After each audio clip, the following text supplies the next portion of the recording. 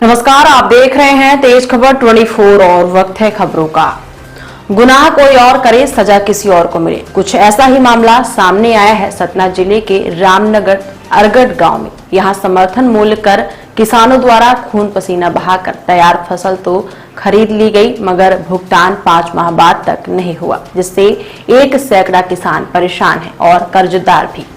ऐसे में किसान अब सड़क पर उतरने को विवश हो गए और सतना शहडोल मार्ग को करीब 6 घंटे तक जाम कर रखा। हालांकि प्रशासन के आश्वासन के बाद किसान शांत हुए और यातायात बहाल किया गया। सतना जिले के अरगढ़ गांव में गेहूं खरीदी घोटाला हुआ है। करीब 67 लाख कीमत की गेहूं की फसल किसानों से खरीदी गई, मगर भुगतान मूल्य किसानों को नहीं बल्कि ऐसे किसानों के नाम किया जिनकी फसल ही नहीं थी।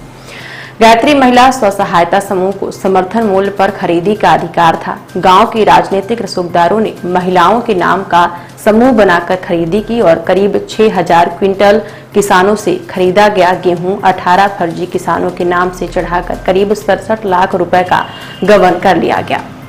किसानों ने इस बात की शिकायत की और जांच में कानूनी तौर पर गबन के लिए महिला समूह के अध्यक्ष और सदस्यों को दोषी माना गया। 14 महिलाओं को जेल की सलाखों में भेजा गया, मगर मूल किसानों को उनकी फसल का मूल्य आज तक नहीं दिलाया गया और न ही उन फर्जी किसानों पर कोई कार्रवाई की जिनके खाते में फसल की कीमत गई। लाख शिकवा शिकायत के बाद भी किसानों की समस्या का समाधान नहीं हुआ। ऐसे में किसान अब सड़क पर उतरकर प्रदर्शन को मजबूर है। किसानों की माने तो वो बेहद परेशान और कर्जदार हैं। फसल तो खरीदी गई पर भुगतान नहीं मिला। गुनाह कोई और किया और सजा किसी और को मिली। किसान कर्जे में डूबा हुआ है और आज चक्का जाम किया था। कब क्या आश्वासन दिया गया है सर इनको, किस बात को लेकर के इन्होंने अपना चक्का जाम खोला है और अनशन समाप्त किया है? यहाँ अरगढ़ के किसानों का जो पैसा फंसा हुआ है, चीटिंग हुई है, उसके संबंध में हम लोग अपनी कार्यवाही से किसानों को अवगत कर रहे हैं।